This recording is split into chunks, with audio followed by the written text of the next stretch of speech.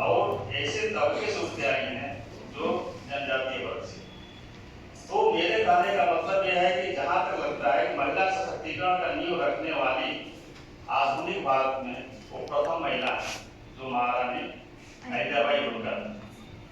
तो इस तरह से हम देखते हैं कि महिला सशक्तिकरण का जो दौर आज चल रहा है, उसी के बीच में आप इन्हीं के उत्पाद के रूप में आगे चल के आप 1857 की क्रांति में महारानी लक्ष्मीबाई को भी देख सकते हैं, जो कि यह परंपरा कंटिन्यू चलती चली आ रही है। और अंत में यह भी देख रहे हैं कि किस तरह से शासन संभालने के बाद यह महिला भारत के विकास में, विशेषकर अपने साम्राज्य के विकास में धार्मिक रूप से, जैसे हमारे धर्म में शुरू से ही कहा गया है कि परहित सरिस धर्म नहीं भाई, पर पीड़ासन नहीं अथाई। इस सिद्धांत में चलने वाली जो शासिका रही वह है अहिल्याबाई होलकर, और उन्हीं का 300वीं जन्मशती मनाई जा रही है। तो इसलिए इनसे आप लोग प्रेरणा लीजिए और इनके रास्ते चलने का प्रयास कीजिए। चलिए फिर इसी के साथ मैं अपने वाणी को विराम देता हूँ। सराहनीय कुछ बताइए।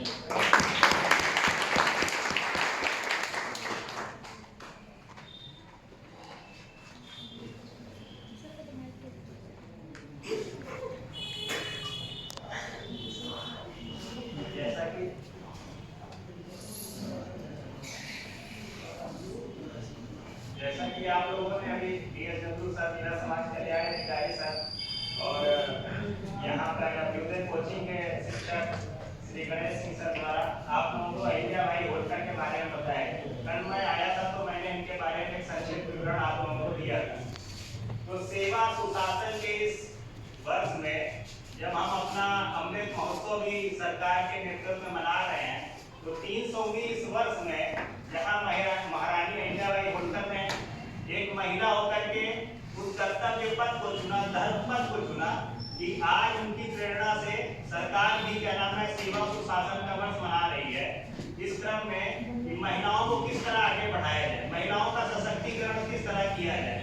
तो कहीं ना कहीं ऐसी महिलाएं जिस 300 वर्ष में जब बाल विवाह जैसे प्रथा प्रचलन में थी, अंग्रेजों का शासन था, संस्कृति किस तरह अंग्रेजी संस्कृति को पोषित किया जा रहा था, उस संस्कृति के चरण में भी इन्होंने भारतीय संस्कृति को किस ऊंचाइयों तक ले गए। आज जो काशी विश्वनाथ मंदिर आप देख रहे हैं, ये कहीं ना कहीं महारानी अहिल्याबाई होलकर की देन है, जिसे औरंगजेब ने क्षतिग्रस्त कर दिया था। महारानी अहिल्याबाई होलकर ने धर्म की स्थापना की। इस तरह उन्होंने सोमनाथ मंदिर, मतलब कश्मीर से लेकर कन्याकुमारी तक इन्होंने हिंदू धर्म संस्कृति का पुनर्जागरण कराया, सिर्फ एक महिला होकर के।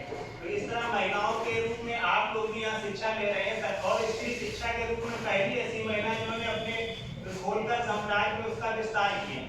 तो सरकार भी इसी तरीके अभ्युदय कोचिंग में भी महिलाएं को प्रवेश दिया जाता है कि वो आगे बढ़ करके आगे नेतृत्व संभाले, IAS PCS बने।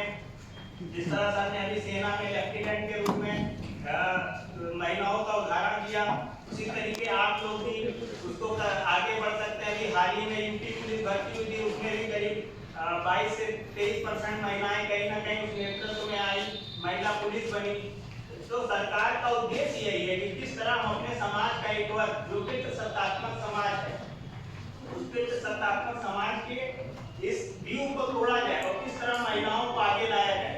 तो सरकार का उद्देश्य यही है इस माध्यम से इस तरह हम अपने जो ऐतिहासिक व्यक्तित्व है इनके बारे में जाने समझे, इन्होंने कैसे संघर्षों से अपने आप को ऊपर उठाया है। तो आज तो इतना ग्लोबलाइजेशन है, वैसे